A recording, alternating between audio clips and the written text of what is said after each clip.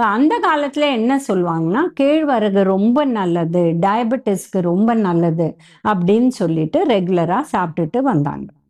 இப்போ பச்சை அரிசியை விட நீங்கள் கிளைசமிக் இண்டெக்ஸ் பார்த்தீங்கன்னா கேழ்வரகு கொஞ்சம் கம்மி தான். பட் நார்மலாக இந்த காலத்தில் கேழ்வரகு எப்படி சாப்பிட்றோன்னா கூழ் பண்ணி சாப்பிட்றோம்.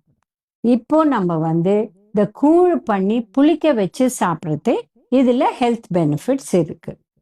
ஆனால் இந்த கூழ் பண்ணி சாப்பிட்றது யாருக்கு சக்கரை வியாதி இருக்கோ அவங்க அந்த மாதிரி சாப்பிடக்கூடாது. ஏன்னா அதை தண்ணியாக பண்ணி 3 டம்ளர் 4 டம்ளர் சாப்பிடுவாங்க. அந்த மாதிரி சாப்பிடக்கூடாது. அதே கேழ்வரகுல தோசை இல்லை இட்லி இல்லை புட்டு அந்த மாதிரி பண்ணி இவங்க சாப்பிடலாம். பட் அதை விட பெட்டர் டயபெட்டிஸ்க்கு தெனை இல்லை கம்பு யூஸ் பண்ணுறது பெட்டர். பட் கேழ்வரகு எப்போவாவது யூஸ் பண்ணலாம். பட் கூழ் ஃபார்மில் யூஸ் பண்ணக்கூடாது.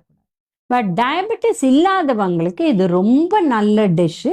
நைட்டில் நம்ம அதை கஞ்சி காய்ச்சிட்டு இதை புளிக்க வச்சுட்டு காலையில் மோர் போட்டு உப்பு போட்டு இதை நம்ம வெங்காயத்தோட இல்லை சில பேர் பச்சை மிளகாய் யாருக்கு அந்த காரம் ஒத்துக்குமோ அவங்க அது மாதிரி சாப்பிடுவாங்க.